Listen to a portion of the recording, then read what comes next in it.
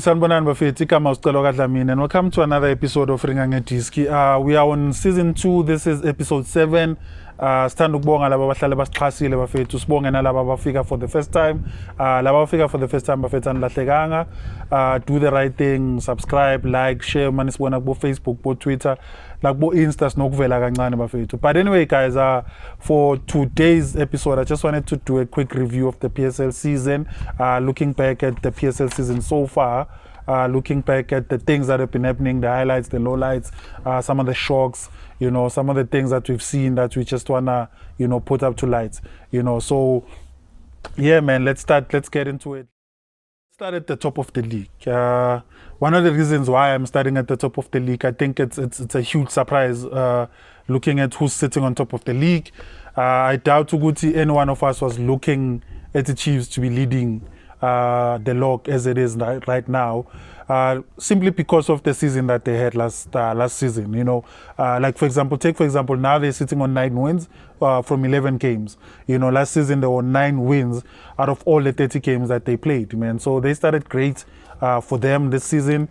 I think they're sitting on like 19 goals scored. They're sitting on 7 conceded. So they're the best attacking team. They're the best defending team. They share that with Maritzburg. Maritzburg is another team that is doing great in terms of their defense. So yeah, man, Chiefs is looking great. But you can't talk about log leaders and not mention Ilokozana and Sundowns. I think Sundowns is also creeping in, even though they are 10 points behind the Chiefs at this moment. I don't think you can count Upito out. One of the things that we know, or that everyone knows, is that Upito knows how to win the league, and he keeps saying that we know how to win the league. I think Upito has maybe a progress type of setup steps where he looks at Slelugupi after a certain number of games and what points do we have, and then they reevaluate and then they look at how they're gonna then move on to go get the other points. But I do feel Uguti, just based on how the CAF Champions League is situated or is playing out this season, it's playing out differently from what you normally see. For example, at this time of the league, or at this time of the season, Opito would be sitting with 3 or 4 games in hand, and therefore he's always chasing the pack, and he knows how to do that, or how to catch up. So it's a bit different now because he's closer to his Chiefs, but he's still missing the points, And then there's Ivets. I think Ivets is also challenging. I know SuperSport is sitting at number 3 currently, but I think Ivets is a challenger. So for me, the top 3 is the Chiefs, Ivets, and Sundowns. I think the winner of this league is going to come from those 3. Again, I'm not going to predict the league right now. We're going to come back at maybe like game 15, game 16. I know I keep postponing, but it's not easy to predict. Like for example, at the start of the league, I wouldn't have predicted Chiefs to be where it is, but it is what it is. Those are the top 3 teams for me, and I think that will go on and do great things this season in the league. So look out for them, man. I know Uguti, there's other teams in the background of SuperSport, as I mentioned, but I don't think SuperSport has that team to challenge Sundowns and Ivets, But I think the Chiefs right this season have, I don't know, the right sort of tactics, temperament, mindset, and everything like that to challenge Sundowns. So yeah, man, I'm looking forward to how the season is gonna pan out. But for me, those are the top 3 teams, to look out for this season to win the league. I might be right, I might be wrong, but we'll see at game like 29 or game 30. PSL in Buffett, we watch and we love this football. Football will amaze you. I think it was Tobejan who said football will kill you real death. And I think we use that quote and jokingly and all of that. But football is really a strange sort of sport. Take for example, or take Pirates and Cape Town City. Pirates and Cape Town City last season. Pirates last season, they were on the up and up. I think if you're looking at the Pirates over the past 2 seasons, you were looking at the Pirates maybe going on to win the league this season. I think that was the expectation, and I know they did quite a clean-up of the start of the season, and they brought in quite a new number of players, and, takes time for players to adjust and all of that. But I think we're looking at the Pirates to go on to win the league, but it's not... Agoko right lapha eMayfair bafethu or Rand Stadium. I don't know where they train these days, but agoko right. Something is amiss. Something is missing. Pirates. But as I'm a pagapaga, I know ukuthi abaphelmo. I know ukuthi they fighting. So I think they're too far from the pack, the three that I mentioned earlier. But I'm not writing them off in terms of getting into a top 4, top 5, or even going into a top 8, and maybe even getting a trophy this season. I think Umlungis, as he calls himself, has the ability to do that, man. And then when you look at Cape Town City were a great team last season, man. They or the past couple of seasons as well, they were also on the up and up, you know. But I think for me now, at the start of the season, you could see something Upeni was not happy with, because he kept on saying that he's looking for a defender. He kept on saying he's looking for a defender. He even mentioned defenders by name. I remember I was watching some ETV, and he kept on mentioning a defender by name, and he never got to get that defender. And you could see, like you can see some of his games where he's playing and he's scoring goals, but it just keeps on conceding a high number of a high number of goals, that he really needed a defender, you know. So for him to lose his job, or for him to resign, we don't know what happened there, but for him to leave Cape Town City, man, for me that was a bummer, because I think Upeni is a great coach. I think he was great at Cape Town City. I really don't see any other team for Upeni. It would be strange to see him at any other team, eh? I don't know, man. Maybe it's because he's a Cape Town boy and was coaching a Cape Town team. That was a fairy tale kind of story, man. But yeah, man, good luck to him, as we always wish our coach that leave team. Good luck to them. Good luck to Cape Town City and the Pirates. I hope they turn their seasons around. I think those two are very competitive teams, and they make the league very competitive. And some of the games that I watched of them, like with Cape Town City and Pirates, when they were playing Orlando Stadium, that was a fresh game to watch, man. So hopefully they turn their seasons around, and we get to see that fight of them coming back and fighting and to come back into the top 8, man. But yeah, those are the two, for me, surprising teams that they're struggling this season. And it's, as I say, football will kill you, and you know, it's really strange to see what is happening there in those two teams, man. But yeah, let's move on to okay, so let's go to the bottom of the league as we just break down the league quickly. So for me now, my candidates for relegation, man, and no good. I'm not wishing these teams to go out of the league, man.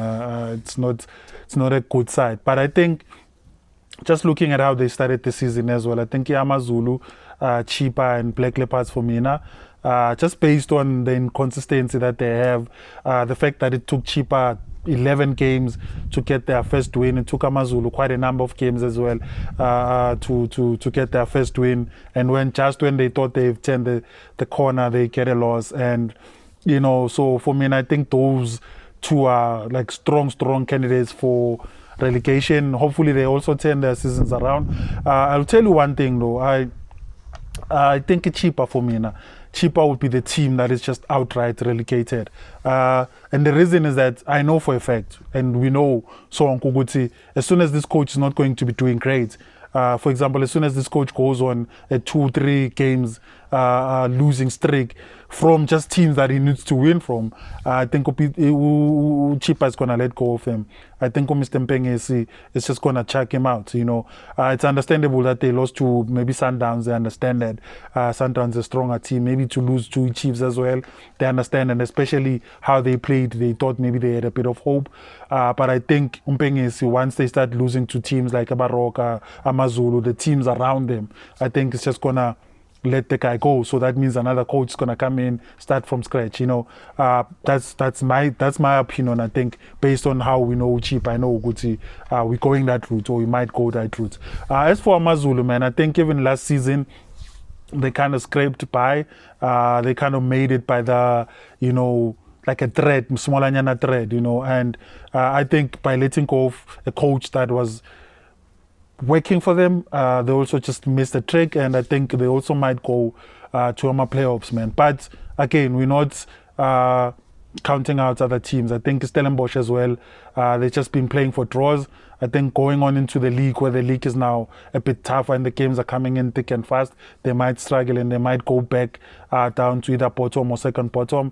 I think as well, Leopards, as I mentioned, Leopards, I think Leopards are good with playing from home, but playing away, they're not that good. So if they start losing their home games as well, I think they might be dragged down. So for my candidates, strong candidates, I think Chippa, AMAZULU, and Leopards. In that order, I think Chippa might be number 16, AMAZULU 15 and the Black Leopards 14. But between the Black Leopards and Stellenbosch, I think one of them might keep on exchanging Amalukuzana. But that's for me, guys. I don't think it's cast in stone, and I think some of the teams might shock us going forward.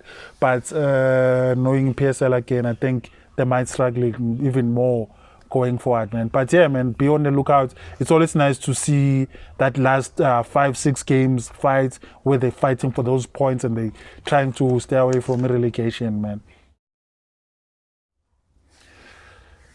I think one of the things to mention, guys, is that fact that we have 4 guys who are sitting on 7 goals, and it's been like 11 games. I think most of them or all of them have played either 10 or 11 games. But it's quite a, I don't know, man. I've never really seen something like that. I think it's a rarity in terms of PSL, where we have like 4 guys sitting on 7 goals. Obongi Ntuli plays for AMAZULU, is on 7. He's doing great things for AMAZULU. Hopefully he can pick them up and take them to a better position. Kemete Rasmus came back into the PSL. It's just, I don't know, man. He picked up from where he left off, just scoring goals. Then there's Shalulile, Umfana was Kindi, you know, Makoka's Kindi. I like his style. I like how he kits up to go and play, but he's also just scoring goals. And one interesting thing for me is that I thought Undoro and Ramakalela were going to come in Highlands Park and just take over the goal scoring responsibilities, but it looks like Ushalulile is just going with it, man, and it's just scoring great goals. Is in the box, outside the box, you know, it's just scoring great goals, man. And then there's Knox Mtizwa, Golden Arrows is also sitting nice and pretty, but Mtizwa is also just, you know, the one that's poaching the goals for them. Last season he was doing it. There was a nice relationship or a nice partnership, but it looks like this time it's just holding the Patina one. You know, it's just pressing to goal press, you know, and it's just getting those goals. So hopefully we see these guys going on to score more goals. It's been a while since we've seen like 20 goals. So with 11 games played and you have 7 goals, if you keep on that momentum, I think you can get to like 19-20. So I'm really holding hands, or, you know, crossing fingers for like 20 goals, you know. And it would be great also if we see that goals coming from someone who's playing for Bafana. You know, I'm not saying Ukemet, but Duntulu also can play for Bafana. So yeah, man, hopefully those guys go on to score more and more goals, and we see, you know, that competition going on until game date and end of the season, man. But yeah, let's move on into the last one before we close. It's really been an exciting season, man. It's really been a season of talks, a season of controversy, a season of bad officiating, you know, of the pitch antics and all of that. But just to mention a few things. Number one, the refereeing this season has been subpar. Really, it's been substandard and it's been poor, man. And I think we can't hide that. Some of the referees have let us down. Of course, we cannot say all of them, and that's why I'm sticking to some of them. They've let us down, man. I think they kind of messing up the game, and hopefully they would improve. Quickly also mentioning something I just wanted to mention quickly, guys. Upito, right? Pito is king of mind games. Like, go wherever you want to go. Right now in the league, Pito is king of mind games. And I like how he does it, man. Like a quick example would be before he played Chiefs, right? For me now, when he keeps on mentioning that Chiefs are benefiting, he's planting a seed in Play Chiefs to say, we're not winning these games because we're fighting in the pitch. We're not winning these games because we're good enough. We're winning these games because the referees are making mistakes. And that's a seed you plant in their players so that they feel kind of inferior, to use a word, you know, and he's good at that. Same as when after the game he goes on to deflect, where he's talking about an incident that sort of nullifies some of the things that his team didn't do great in that game, when he mentions that was an offside, that was this, we were kicked, we were doing that, all of that. That's him kind of saying, look at this and don't look at that. you know, and I really appreciate Upito for that, and that's why I always watch his post-match interviews, his pre-match interviews. He's just great at that, and you cannot deny the fact that he's also have influenced Urulane. I think Urulane is kind of showing some of the things that he learned from Upito on his time as Sundowns, you know. But both of them have just brought in a bit of controversy this season, as I said, with some of their comments off the pitch after games, on press conferences, like Upito now is talking about some of the coaches, or he's just saying some of the coaches from outside. He doesn't really like them that much because some of our coaches are not taken serious, or would not be taken serious if they wouldn't go to a Germany or wherever and apply for jobs there, which I think is right, you know, I think is right, but it's not. It really isn't about the coaches' abilities. I think it's also about the teams, man. I think the club owners just prefer a certain type of coaches, which is something we're going to talk about in some of the episodes or some of the topics we're going to be discussing.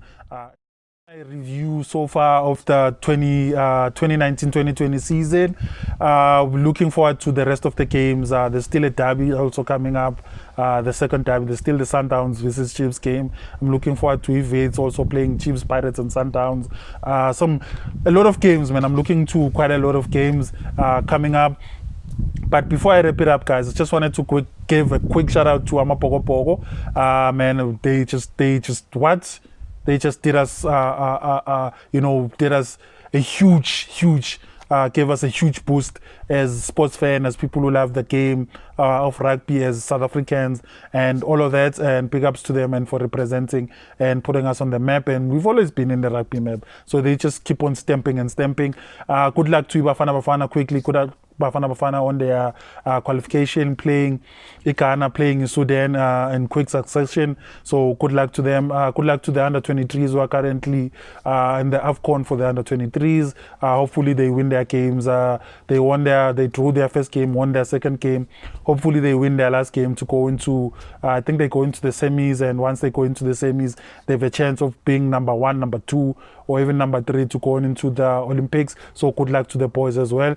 So yeah, man, that's been our episode 7. You've been watching Ringa Diski. Catch us on the socials, go Facebook, Twitter, I'm there. Look for me, go Insta, look for me, go YouTube. Just Google Ringa Diski. Cheers, guys, and thank you for watching.